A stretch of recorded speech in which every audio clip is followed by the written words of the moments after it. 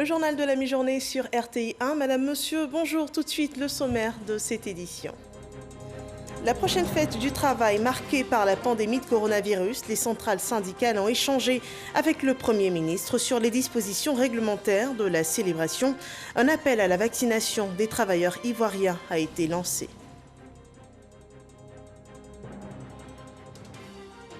Le bilan de la campagne coton 2020-2021 présenté à Yamoussoukro, le FIRCA et Intercoton saluent les efforts du programme régional de production intégrée du coton en Afrique pour l'amélioration du rendement et de la qualité du coton graine made in Côte d'Ivoire.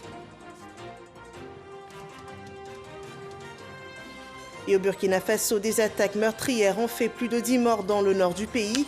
Un raid meurtrier perpétré par des individus armés la nuit du lundi à mardi dernier contre des villages de la commune de Seitanga dans la région du Sahel. Bienvenue dans ce 13h au palais de la présidence de la République. Ce mercredi, il s'est tenu un conseil des ministres sous la présidence du chef de l'État Alassane Ouattara. C'est la deuxième réunion du genre pour l'équipe gouvernementale dirigée par le Premier ministre Patrick Hachi. Elle intervient après la prise de fonction officielle des ministres au sein de leur département et le séminaire du gouvernement qui a tablé sur les actions prioritaires pour 2021. Une rencontre qui a d'ailleurs consacré le partenariat État-secteur privé avec pour objectif les progrès de la Côte d'Ivoire en matière d'emploi et de développement. Nous en parlons justement au cours de cette édition. La fête du travail, c'est dans 3 jours. Les centrales syndicales préparent une célébration sobre en raison de la Covid-19. Des échanges ont eu lieu dans ce cadre avec le Premier ministre. Le Front social souhaite, de concert avec l'exécutif, s'accorder sur les dispositions réglementaires de la célébration. Un appel a été lancé aux travailleurs à participer à la campagne vaccinale en cours contre la Covid-19. Suivons ce compte-rendu de Franck Quadio. Le Premier ministre Patrick Hachi reçoit les organisations syndicales et travailleurs de Côte d'Ivoire. Un cadre de concertation sur les questions pratiques de l'organisation de la fête du 1er mai consacrant les droits du travailleur dans un contexte mondial lié à la pandémie à coronavirus. Son Excellence, Monsieur le Premier ministre et nous sommes convenus, au regard des dispositions réglementaires de l'heure liées à la pandémie de la Covid-19, de reconduire le format de l'édition de l'année 2020, qui était un format restreint. Mais cette fois-ci, dans les différentes localités de l'intérieur, les préfets seront instruits d'organiser des commémorations du 1er mai, mais en formule restreinte, pour que, effectivement, dans les jours à venir, dans les années à venir, nous puissions, dans la normalisation, arriver aux commémorations festives grandioses que nous avons l'habitude de faire. Contexte endémique oblige, dispositions particulières et surtout attitudes citoyennes sollicitées par les représentants des travailleurs. Les centrales syndicales de Côte d'Ivoire voudraient lancer un appel aux travailleuses et travailleurs de Côte d'Ivoire, aux résidents en Côte d'Ivoire, pour demander à chacune et à chacun d'aller se faire vacciner. Oui, la vaccination est la réponse scientifique, rationnelle et cartésienne pour stopper net la propagation de la Covid-19 dans notre pays, la Côte d'Ivoire, mais surtout de pouvoir rétablir la normalité et nous permettre de rendre le marché de l'emploi plus prospère, plus dynamique. Un appel aussi à rester mobilisé contre la Covid-19 en respectant ce 1er mai les gestes barrières. Et cette autre rencontre sur la baisse de la qualité des services sur les réseaux mobiles et la connexion Internet relevée ces dernières semaines. Elle a fait l'objet d'une rencontre entre le ministre Roger Adom et les opérateurs de réseaux mobiles. Le déficit d'énergie électrique observé récemment est la cause de ces perturbations du réseau. Les deux parties promettent une amélioration des services dans les meilleurs délais. Le rapport d'Éric Corret. Liaison téléphonique perturbée, connexion difficile depuis un certain moment. Cette situation crée d'énormes préjudices dans tous les domaines d'activité. C'est pour régler efficacement la question en recherchant les causes réelles que le ministre de l'économie numérique, des télécommunications et de l'innovation, Adam Roger, a eu une séance de travail avec les directeurs généraux des entreprises de téléphonie mobile. Quelles sont les causes de ces perturbations? C'est comme une voiture qui doit rouler. Si elle route, elle a besoin de route et elle a besoin de carburant. C'est la même chose pour nos réseaux. Nos réseaux ont besoin de route et ont besoin de carburant. Et leur carburant, c'est l'énergie. Si vous n'avez pas d'énergie, la voiture tombe en panne. Donc nos réseaux tombent actuellement en panne à cause du déficit d'énergie qu'on rencontre depuis quelques semaines.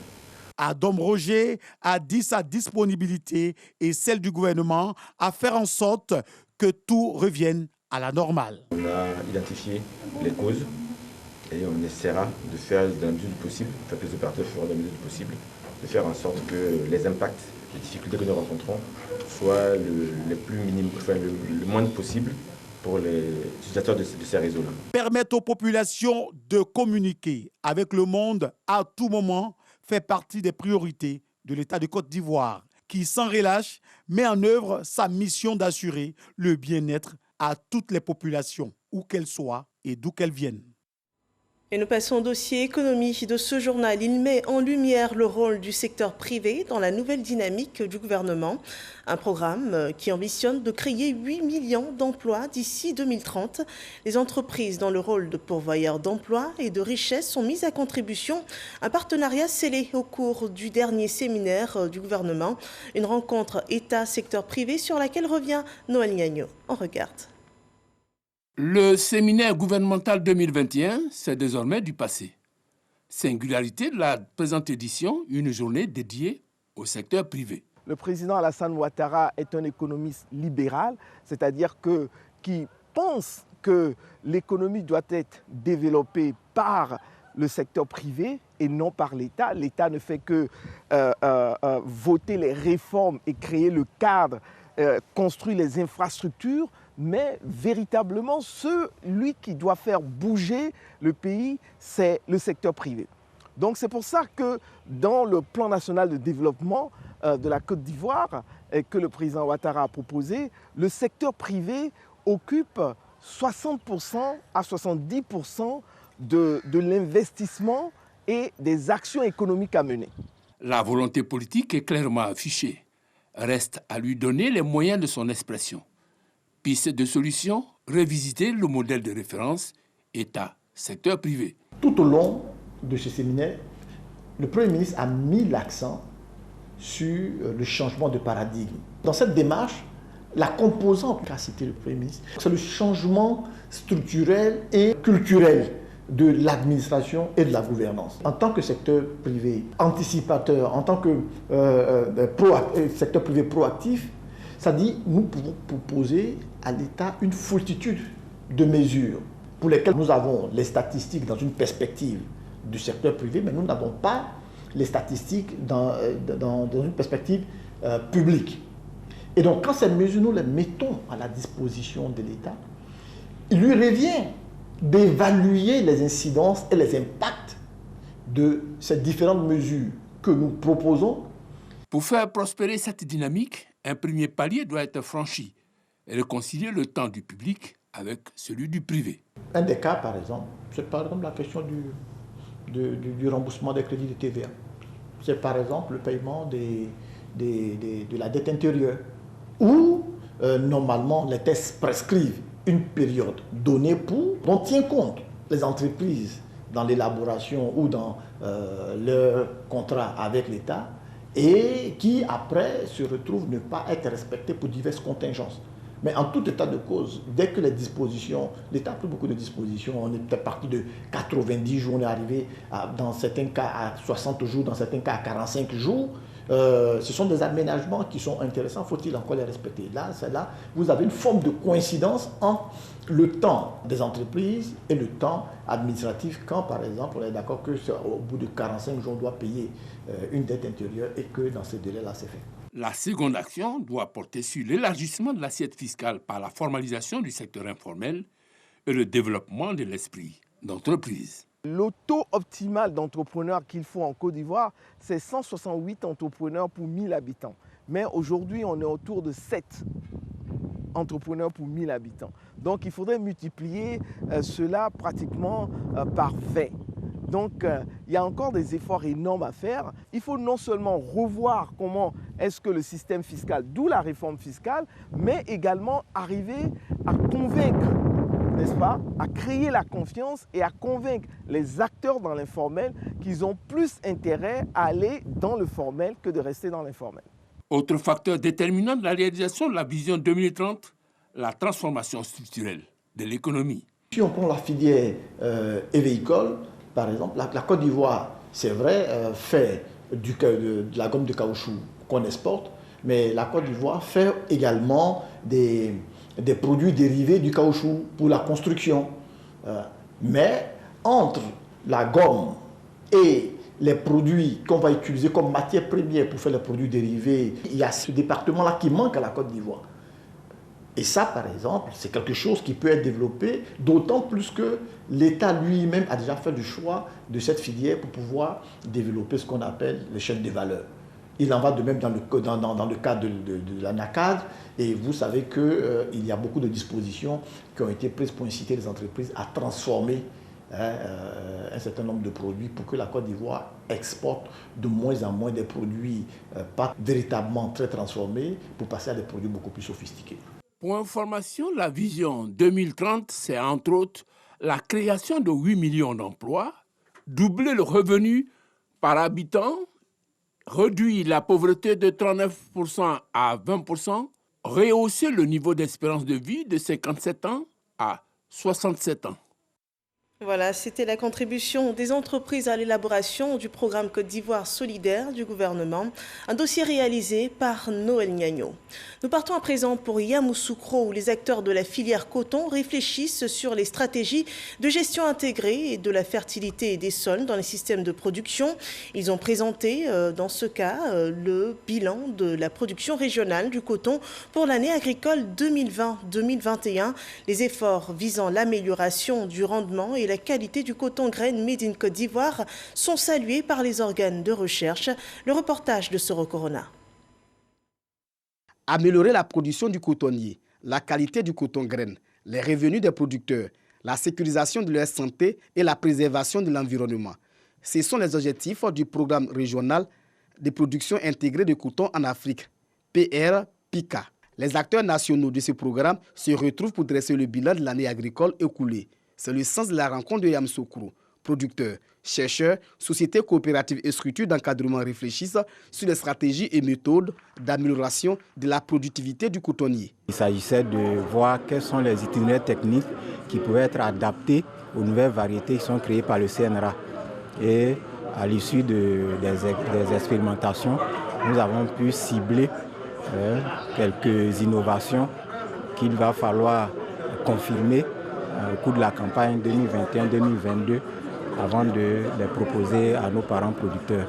Le Fonds interprofessionnel pour la recherche et le conseil agricole FIRCA accompagne ce programme. L'Intercoton confie au FIRCA de signer le contrat avec le CNRA, de faire le suivi des activités et de rendre compte à la filière pour le bon déroulement de ce projet. Les producteurs, à travers leur fêtière Intercoton, attendent beaucoup du PR-PICA. Une culture sans protection, vous pouvez perdre à plus de 50% de votre production. Mais ici, pour le moment, nous voyons qu'on a un niveau moyen de rendement qui est d'une tonne d'œufs, qui est le meilleur rendement de la sous-région. On ne veut pas baisser les bras, on veut aller encore de l'avant pour pouvoir booster le rendement de la Côte d'Ivoire au niveau de la sous-région. Le programme régional de production intégrée du coton en Afrique travaille dans le domaine de la recherche et du développement en matière de gestion intégrée des ravageurs du cotonnier et de la fertilité des sols, de l'amélioration variétale. Le PR-PICA participe au renforcement des capacités de tous les acteurs de la filière coton. La journée mondiale de la sécurité et de la santé au travail est célébrée ce 28 avril. Elle promeut la prévention des accidents et maladies professionnelles dans le monde entier. En Côte d'Ivoire, le ministère de l'Emploi et de la Protection sociale fait le bilan des actions menées et des acquis en la matière. Il faut retenir que les dispositions réglementaires et juridiques pour améliorer les conditions des travailleurs ont largement pris en compte la résilience face à la Covid-19. Didier Nguessa. Les travailleuses et travailleurs participent au développement des États à travers leurs occupations professionnelles. Certains le font au détriment de leur santé et même de leur vie. En reconnaissance à leur mérite, la Journée mondiale de la sécurité et de la santé au travail est célébrée tous les 28 avril. Les forces vives de la Côte d'Ivoire sont également à l'honneur. En Côte d'Ivoire, la Caisse nationale de prévoyance sociale enregistre en moyenne 7000 cas d'accidents de travail par an et une cinquantaine de cas de maladies professionnelles. À ce tableau déjà sombre, s'est rajouté en 2020 la pandémie de la Covid-19 avec ses graves conséquences sur le monde du travail. Selon un rapport conjoint 2020 de l'Organisation internationale du travail et de l'Organisation mondiale de la santé, dans certains pays, 20%, voire 30% des infections à la Covid-19 ont été imputées à une exposition sur le lieu du travail. Il existe plusieurs instruments juridiques et sociaux pour améliorer les conditions de sécurité sur les lieux de travail. L'inscription dans le nouveau Code du travail de dispositions novatrices en matière de sécurité et de santé au travail. La prise des décrets d'application du Code du travail en la matière. L'institution de l'inspection de la santé et de la sécurité au travail.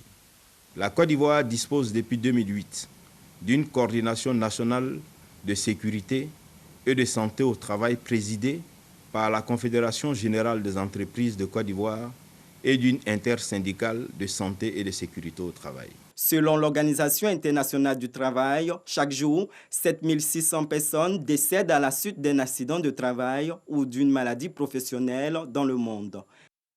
Et sachez que pour cette édition, l'OIT suggère au gouvernement le renforcement des systèmes nationaux de sécurité et de santé au travail pour faire face aux crises actuelles et futures sanitaires. À présent, voyons les chiffres de la Covid-19.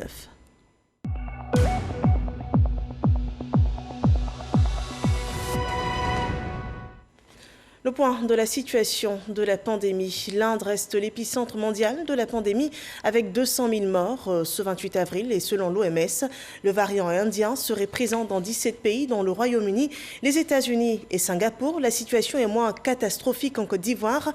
Le dernier bilan de la pandémie présente 22 nouveaux cas, 38 nouvelles guérisons et 2 cas de décès. La Côte d'Ivoire comptabilise 45 885 cas confirmés, dont 45 451 personnes guéries, 285 personnes décédées. Il reste encore 149 cas actifs. La campagne de vaccination anti-Covid, elle enregistre un total de 125 958 personnes vaccinées contre la Covid-19 en Côte d'Ivoire. La lutte contre la mortalité infantile et maternelle, le corps médical se rapproche davantage des populations et la Société de gynécologie et d'obstétrique de Côte d'Ivoire, qui compte plus de 400 gynécologues, obstétriciens et près de 3000 sages-femmes, vient de s'installer à Boaké, une représentation qui a pour mission principale la réduction des cas de mortalité des femmes en couche. Mamadou Kouassi. Après Aboissou, Dalloa et Bondoukou, c'est au tour de Boaké de se voir doté d'un point focal Sogossi. La Société de gynécologie obstétrique de Côte d'Ivoire se rapproche de ses membres et des populations. Pour diriger cette sous-section, le choix des membres s'est porté sur le docteur Patrice Meirigué Ouattara. Il aura la charge des régions du Béké et du Hambol pour la réduction de la mortalité infantile et maternelle.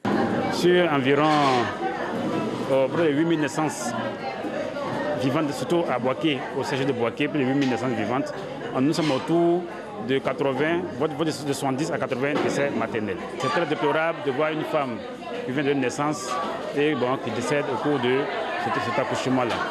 Donc ma mission première, c'est de faire en sorte que ce décès-là puisse être vraiment divisé par 10. En remettant les attributs du nouveau point focal, le président de la SOGOSI, Société de gynécologie obstétrique de Côte d'Ivoire, a rappelé les efforts consentis dans l'amélioration des chiffres liés à la lutte contre la mortalité infantile et maternelle. Pour Serge Boni, le couple mère-enfant reste la priorité du combat. Le challenge que nous avons à mener, et si nous n'arrivons pas à mobiliser tous les acteurs du secteur de la santé de la reproduction, c'est-à-dire les gynécologues obstétriciens et les sages-femmes, nous allons encore enregistrer pendant quelques années des décès maternels et néonatals de façon importante. Et nous ne pouvons pas continuer à regarder les femmes mourir en donnant la vie. La Société de gynécologie obstétrique de Côte d'Ivoire regroupe 400 gynécologues obstétriciens soutenus par 3000 sages-femmes, tous déterminés à accompagner les femmes et les enfants pour leur bien-être. Les activités liées aux soins de santé permettent de protéger, de rétablir la santé, mais aussi de sauver des vies. Mais qu'en est-il des déchets et des sous-produits engrangés? Ils nécessitent un traitement spécifique car très dangereux. Et pour une meilleure gestion de ces déchets médicaux, il se tient un atelier à Grand-Bassam. Il devra aboutir à l'élaboration d'un plan stratégique de gestion de ces déchets médicaux. Nous en parlons avec Moussa Konaté. Des seringues, des flacons de sérum, des poches de sang ou encore des gants. Ces matériels de soins après usage constituent un danger pour l'hygiène. Les déchets médicaux, en général, ils sont infectieux. On a des objets qui peuvent infecter les agents, même la population. On a des déchets qui sont piquants et on a des déchets qui sont également chimiques. L'environnement qui est impacté, avec la destruction des déchets à l'air libre qui produisent la fumée. Vous pouvez avoir des maladies respiratoires également, et j'en passe. Les déchets médicaux issus des établissements sanitaires sont parfois assimilés aux ordures ménagères. Pourtant, ces déchets nécessitent un traitement spécifique. À la production des déchets dans les établissements sanitaires, il faut faire le tri. Nous avons des ouvrages spécifiques pour la gestion des déchets médicaux, ce sont les incinérateurs, les banaliseurs. Dans les structures de santé, il y a même des structures privées qui essaient de gérer de façon rationnelle, écologiquement rationnelle, nos déchets. Mais il y a encore des insuffisances. Des insuffisances qu'il faut combler. C'est tout le sens de cette rencontre initiée par la Direction de l'hygiène publique et de la santé environnement. Nous avons convié 42 personnes ressources pour avoir un document consensuel. Donc nous espérons que grâce à ce document, nous allons gérer de façon rationnelle nos déchets en tenant compte des normes environnementales. Ce document stratégique, une fois validé, va favoriser une gestion améliorée des déchets sanitaires et renforcer l'hygiène dans les centres de santé. Un autre sujet à présent, la communauté musulmane observe depuis bientôt 2 semaines le mois du Ramadan, le mois de jeûne du Ramadan. Et dans toutes les contrées, les musulmans reçoivent le soutien de leurs proches et des autorités. À Daloa, c'est le député qui offre des vivres aux populations. On voit cela avec Jeannette Toubé. Ramadan, mois de jeûne. Ramadan, moment de partage et de solidarité. Dans la commune de Daloa, les musulmans en ont eu encore la preuve.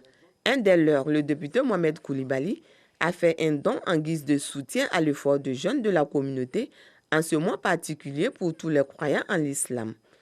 En tant qu'élus du peuple, nous nous devons donc d'être aux côtés de cette population et c'est en cela que nous avons donc depuis ce matin entamé donc des distributions de dons en vivres et en non-vivres à cette population.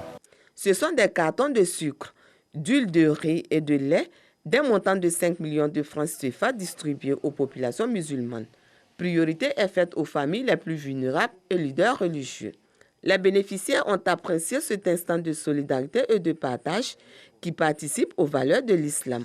Parmi eux, 200 familles vulnérables du quartier Abattoir qui ont fait des bénédictions pour le député Mohamed Koulibaly au nom d'Allah, le miséricordieux. C'est la loi du partage et en cette période de pénitence, le Seigneur appelle les uns les autres à donner. Et le député a décidé d'aider un tant soit peu les musulmans qui aujourd'hui sont dans une période de pénitence. Et cela nous inspire la confiance que nous avons de ces cadres-là qui ont un peu et ils offrent un peu d'amour aux autres.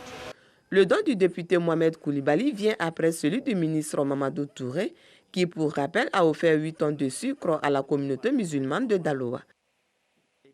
Voilà une remise de dons rapportée par Djeneba Ouattara depuis RTI Bouaké. Cette loi du partage en ce mois de Ramadan est appliquée également dans la localité d'Ara. Nous en parlons avec Godefroy Okambawa.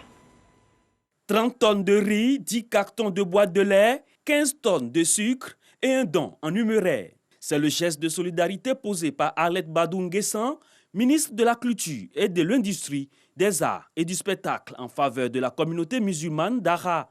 Un geste pour aider cette communauté à passer un bon mois de Ramadan et les bénéficiaires traduisent leur reconnaissance à la donatrice. Nous disons merci à Madame le ministre pour ce grand geste en cette période de Ramadan. Vraiment merci et que la Côte d'Ivoire vive en paix. Moment de partage mais également de prière pour le chef de l'État Alassane Ouattara et le gouvernement dirigé par le Premier ministre Patrick Achi. Nous sommes là au nom du président de la République, son Excellence Alassane Ouattara, et aussi au nom du Premier ministre Patrick Achi pour soutenir et surtout porter le message du gouvernement qui est de faire de la Côte d'Ivoire une Côte d'Ivoire solidaire. Donc nous devons être solidaires de toutes les actions en faveur de nos parents, en faveur de nos concitoyens. Arlette Badou Nguessan, également maire de la ville d'Ara, a confié au guide religieux sa mission dans le gouvernement en tant que ministre de la Culture et de l'Industrie des Arts et du Spectacle. À Bongouanou, c'est 17 tonnes de vivres qu'a réceptionné la communauté musulmane. Un don pour mieux passer ce mois de Ramadan, ce mois de pénitence. Le reportage de Hermaniamia. La tradition a été respectée. Cette année encore, Jacob Assouba, par ailleurs député de Bongouanou commune, est aux côtés de la communauté musulmane en ce mois de pénitence et de partage. 17 tonnes de riz et de sucre, d'une valeur de 10 millions de francs CFA, ont été remises aux musulmans. Cette fois-ci, il a bénéficié d'un soutien important du député d'Ara, Nguessa Ondion, qui traduisait ainsi sa solidarité à la communauté musulmane. J'ai eu le soutien d'un des collègues, le député Aondion Nguessan, avec l'appui de M. l'inspecteur général d'État. Nous sommes venus donner 12 tonnes de riz, 5 tonnes de sucre d'une valeur de 10 millions. C'est pour aider la population, la communauté musulmane à bien passer la période de carême. Heureux de recevoir ces dons de leurs représentants à l'hémicycle, les bénéficiaires lui ont traduit leur reconnaissance pour ce geste de générosité et de partage. C'est notre député. Il le faisait même avant d'être député. Maintenant qu'il est député, il continue de le faire de fort belles manières. Et en cette période de Ramadan, ça ne peut que nous réjouir et nous rendons gloire à Dieu. On lui dit infiniment merci. Les bénéficiaires ont adressé des prières à Dieu pour qu'il bénisse l'œuvre des mains de leurs bienfaiteurs avant de prier aussi pour les autorités ivoiriennes et le pays entier afin qu'ils renouent définitivement avec la paix. L'information hors de notre pays, au Burkina Faso, une dizaine de personnes ont perdu la vie dans des attaques menées contre des villages de la commune de Seitanga, dans le nord du pays. Le gouvernement a fait état dans un communiqué d'incursions d'individus armés dans plusieurs localités du Sahel, dans la province de Séno. Ces attaques surviennent après une embuscade perpétrée lundi dernier dans l'est du Burkina Faso, lors de laquelle 3 journalistes occidentaux, 2 Espagnols et un Irlandais ont été tués, selon un bilan officiel. Au Tchad, il règne un calme précaire à N'Djamena. Les forces gouvernementales contrôlent la ville, mais les rebelles affirment qu'une nouvelle attaque sur la ville est imminente. Les combats du week-end dernier ont fait beaucoup de morts et au moins 500 blessés selon un premier bilan partiel établi lundi. Des milliers d'habitants ont fui N'Djamena vers le Cameroun voisin pour échapper au combat. Et si le gouvernement affirme que l'ennemi est complètement en débandade, l'alliance rebelle qui a traversé tout le pays d'est en ouest en une semaine pour attaquer N'Djamena évoque un retrait purement tactique. Et nous revenons sur la réunion du gouvernement qui s'est tenue ce jour au palais présidentiel de la République, un conseil des ministres sous la présidence du chef de l'État Alassane Ouattara. C'est la deuxième réunion du genre pour l'équipe gouvernementale dirigée par le Premier ministre Patrick Achi. Elle intervient après la prise de fonction officielle des ministres au sein de leur département et le séminaire du gouvernement qui a tablé la semaine dernière sur les actions prioritaires pour 2021. Le compte-rendu de cette séance vous sera rapporté au cours de nos prochaines éditions. C'est la fin de ce journal. Merci de nous avoir suivis. Excellent après-midi sur RTI 1.